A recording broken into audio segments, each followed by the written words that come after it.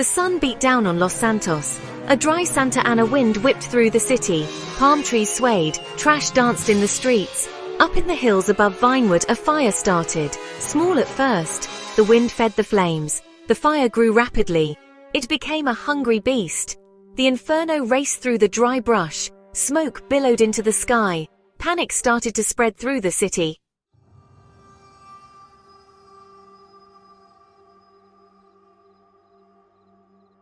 As darkness fell, the city glowed. The fire was a terrifying spectacle. It cast long dancing shadows. It painted the night sky an eerie orange. The air was thick with smoke and the smell of burning. But the fire wasn't the only danger. The city's dark underbelly was stirring. Among the frightened evacuees, looters emerged. They saw opportunity in the chaos. These were the predators of Los Santos, drawn to the weakest prey. Stores were their first targets. Windows shattered, looters poured in. They grabbed anything of value. Electronics, jewelry, designer clothes. The streets, already chaotic, descended further into madness. Gunshots rang out. The city was spiraling out of control.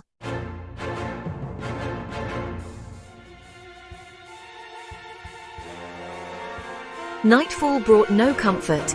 The inferno raged on, painting the Los Santos skyline in hues of orange and red. The once vibrant metropolis was now a suffocating hellscape. The wail of sirens pierced the night, a constant reminder of the city's descent into chaos. Fear, raw and primal, stalked the streets, as contagious as the fire itself.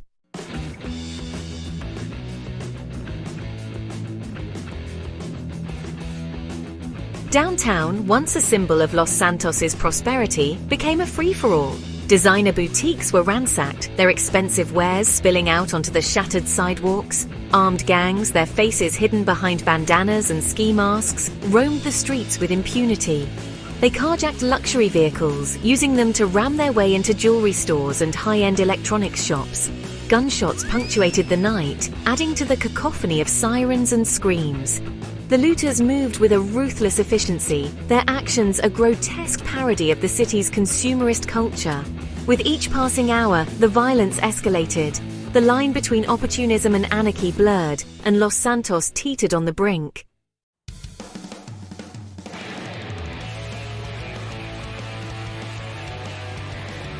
Word spread like wildfire, ironically, through the criminal underworld. The chaos in Los Santos was an open invitation, a chance to profit from the misfortune of others. Gangs, usually rivals in the city's intricate criminal ecosystem, found common cause in the anarchy. Warehouses storing everything from imported electronics to illegal weapons were looted. Drug deals, usually conducted with a semblance of discretion, now took place in the open. The social contract, that invisible agreement that binds a city together, was unraveling thread by thread.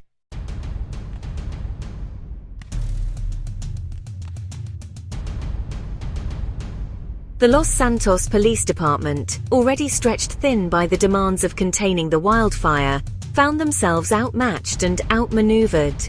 Police scanners crackled with reports of looting, arson and shootings, each call more desperate than the last. Officers, many of them working overtime, raced from one hotspot to another only to find themselves outnumbered and outgunned. They were used to dealing with the city's criminal element, but this was different. This was chaos, pure and simple, and it threatened to consume everything they had sworn to protect. Yet amidst the chaos there were glimmers of hope. The spirit of Los Santos, though battered, was not yet broken.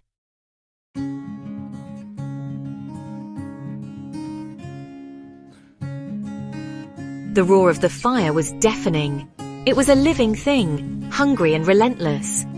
Officer Ramirez and his rookie partner Jackson navigated their patrol car through the burning streets. The air was thick with smoke, making visibility almost impossible.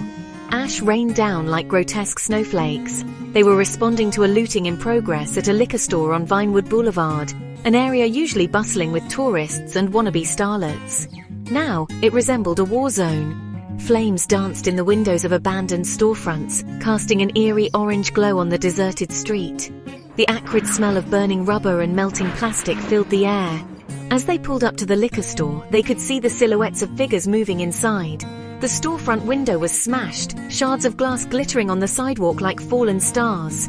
"Stay sharp, Jackson!" Ramirez growled, his hand hovering over his holstered pistol. The rookie, his face pale beneath the brim of his cap, just nodded, his grip tight on his own weapon. It was time to go in.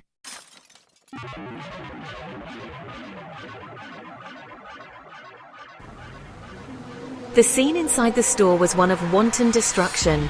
Shelves were overturned, bottles smashed, their contents creating a sticky, reeking carpet. A group of looters, young men and women barely out of their teens, were stuffing bottles into backpacks and duffel bags. "Police! Get down on the ground!" Ramirez roared, his voice barely audible above the din of the fire and the looters' panicked shouts. Some of the looters froze, their eyes wide with fear, but others, fueled by adrenaline and cheap liquor, rushed towards the back exit. Jackson, his training kicking in, moved to intercept them. But one of the looters, a hulking figure with a shaved head and a tattoo snaking up his neck, slammed into him with the force of a linebacker. Jackson went down hard, his head bouncing off the tile floor.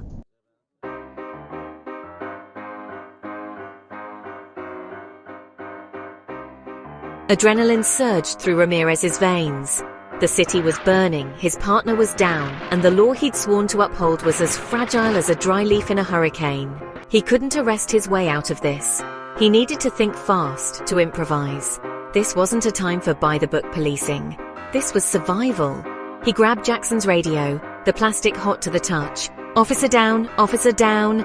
We need backup at Vinewood and Melrose." Gunfire erupted in the distance, a staccato burst that echoed through the smoke-filled streets. Ramirez knew he was fighting a losing battle.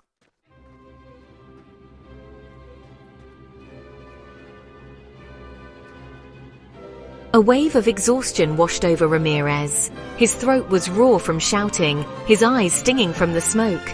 He dragged Jackson, who was thankfully conscious but clearly concussed, behind the relative safety of a toppled display case. He wasn't sure if the reinforcements he'd called for would arrive in time. He could hear the rumble of heavy vehicles in the distance, the distinctive growl of engines pushed to their limits. Through the smoke-filled haze, he could make out the flashing lights of a convoy of armored SWAT vans. Hope, like a flickering candle in the wind, ignited within him. The cavalry had arrived. Los Santos was on fire, but its spirit, much like the city's embattled police force, was far from extinguished. The looters, realizing that their reign of lawlessness wouldn't go unchallenged, began to scatter. The thin blue line, stretched to its breaking point, was holding.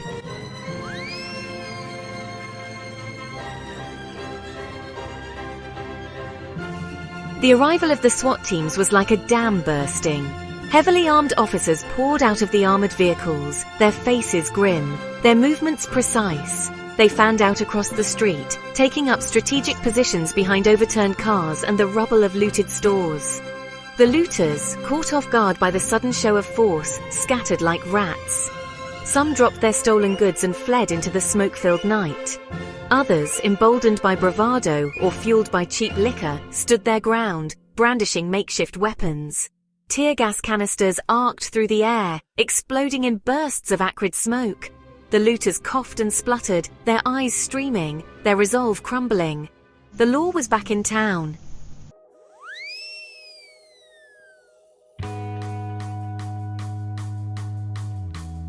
The arrival of the SWAT teams was just the first phase of a coordinated response to the escalating crisis. Operation Firewall, as it was hastily dubbed, aimed to establish a secure perimeter around the worst affected areas, push back the looters, and create safe zones for firefighters to tackle the blaze. National Guard troops, called in by the governor as the situation spiraled out of control, rolled into Los Santos. Their presence, a stark reminder of the gravity of the situation, brought a semblance of order to the chaos. Checkpoints were established at key intersections, manned by heavily armed soldiers. Military helicopters buzzed overhead, their searchlights cutting through the smoke-filled sky. The city, once a symbol of freedom and opportunity, now resembled a war zone. But amidst the chaos, a new spirit of resilience began to emerge.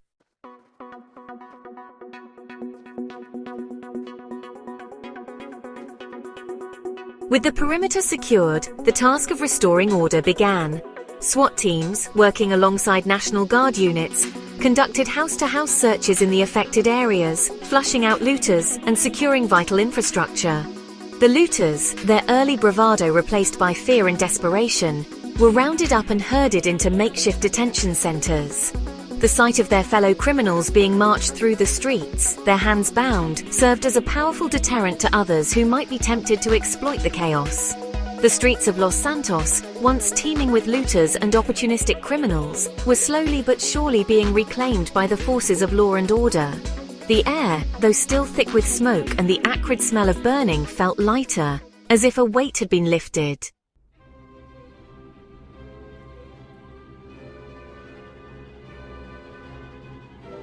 As the tide turned, a palpable shift occurred in the dynamic between the looters and the law enforcement officers pursuing them. The looters, no longer emboldened by their early successes and the perceived weakness of the authorities, became increasingly desperate. They were now the hunted, their every move shadowed by the watchful eyes of police helicopters and the heavily armed patrols that roamed the streets. The safe havens they had carved out for themselves in the early days of the chaos were systematically dismantled. Some looters, realizing that the game was up, surrendered to the authorities, hoping for leniency. Others, driven by desperation or a misplaced sense of invincibility, chose to fight back, leading to tense standoffs and, in some cases, deadly shootouts. The city held its breath, waiting for the final act to play out.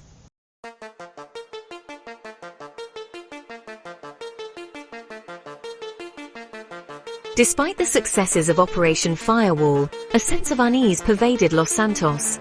The wildfire, though contained in some areas, still burned out of control in others, casting a long, ominous shadow over the city's future. The sky, usually a brilliant blue, remained choked with smoke, the air heavy with the smell of ash and burnt plastic. The once vibrant metropolis, now scarred by fire and looted buildings, felt eerily quiet, the silence broken only by the distant wail of sirens and the rumble of military vehicles. The citizens of Los Santos, those who had not yet fled the city, remained hunkered down in their homes, their windows boarded up, their doors barricaded. Los Santos was a city under siege, battered but not broken. As the fires slowly began to die down and the smoke started to clear, the city and its people faced the daunting task of rebuilding, of picking up the pieces and forging a new future from the ashes of the old.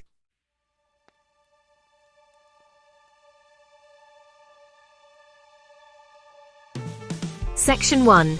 The Long Road Back. The smoke began to clear. The oppressive blanket of ash slowly settled. The air, though still carrying the acrid tang of burning, felt lighter, cleaner. The fire, like a monstrous entity finally sated, had retreated. It left behind a landscape scarred and broken. Los Santos, once a vibrant tapestry of urban life, was now a patchwork of charred ruins and deserted streets.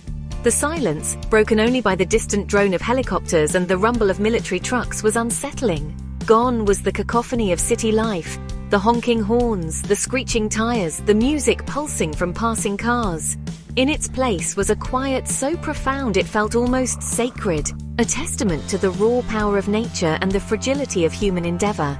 The citizens of Los Santos, those who had weathered the storm in their barricaded homes or sought refuge in overcrowded shelters, emerged cautiously. They stepped over broken glass and charred debris, their faces etched with a mixture of shock and relief. The city they knew, the city that had been their playground and their battleground, was gone. In its place was something unfamiliar, something raw and unsettling. The task ahead was daunting, to rebuild, to heal, to reclaim their shattered lives from the ashes. But as they surveyed the wreckage, a spirit of resilience, that indomitable human spirit that refuses to be broken, flickered in their eyes. Los Santos had been tested by fire, but it would rise again. It had to.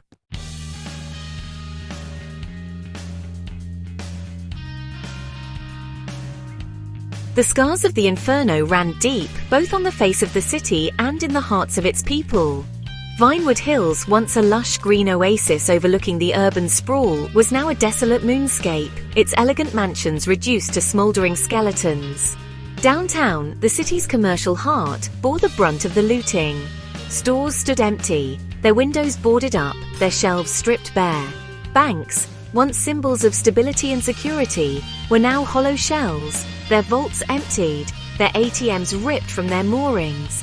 The air, though clearing, still carried the faint scent of smoke, a constant reminder of the disaster that had befallen them. But amidst the wreckage, there were signs of life, of hope rekindled.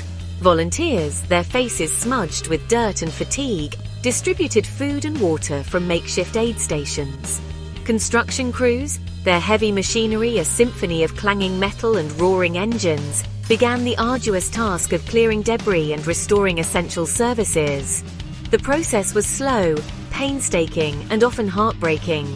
But with each passing day, with each brick cleared and each power line reconnected, the city inched closer to normalcy. The fire had taken much, but it had also revealed the city's true character, its resilience, its compassion, its unwavering will to survive.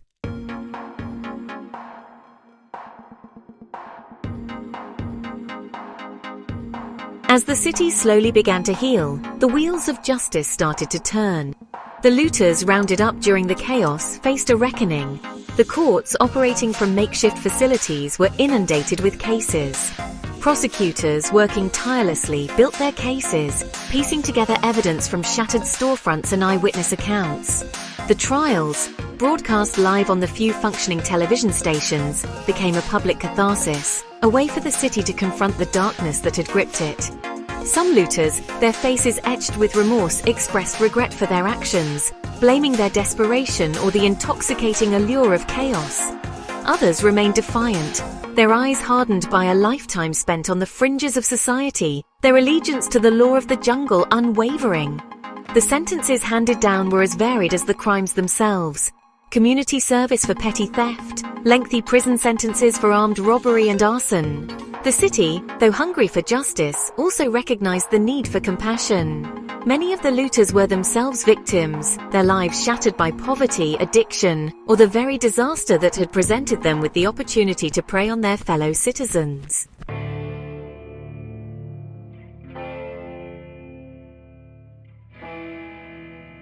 Weeks turned into months. The scars of the inferno, though still visible, began to fade. Vinewood Hills, once a desolate moonscape, showed signs of life as green shoots emerged from the scorched earth. Downtown, once a ghost town of boarded-up stores and deserted streets, buzzed with activity. Construction crews, their work far from over, had become a familiar sight, their cranes reaching for the sky like giant metallic phoenixes, rebuilding the city brick by brick, dream by dream. The air, once choked with smoke and ash, was now filled with the sounds of progress, the clatter of hammers, the whine of power tools, the laughter of children playing in newly constructed parks. Los Santos had been tested by fire, but it had emerged stronger, more resilient, more united. The crisis had exposed its flaws, its inequalities, its vulnerabilities. But it had also revealed its true character, its compassion, its creativity, its indomitable spirit. The City of Angels, once brought to its knees by the flames and the darkness they unleashed, had risen again. It was a new Los Santos, scarred but not broken, forever changed by the fire, but forever defined by its ability to overcome adversity and emerge from the ashes, stronger and more vibrant than ever before.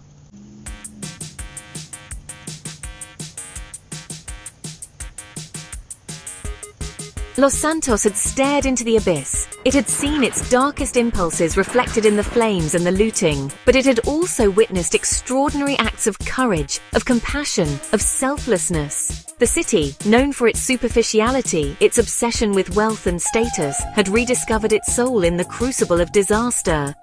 The fire had burned away the facade, revealing the city's beating heart. It was a heart that beat with a fierce pride, an unwavering resilience, a deep-seated belief in the promise of a new dawn. The road to recovery was long, arduous, and often painful. The scars of the inferno, both physical and emotional, would take time to heal. But the spirit of Los Santos, much like the city itself, was irrepressible. The citizens, their bonds forged in the fires of adversity, emerged stronger, more united, more determined than ever to build a better future. They rebuilt their homes, their businesses, their lives, brick by brick, dream by dream.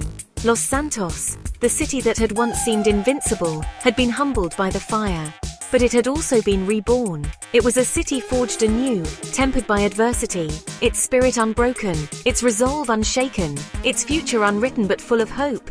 The City of Angels, scarred but not defeated, had risen from the ashes, a testament to the enduring spirit of humanity and its ability to overcome even the most devastating of challenges.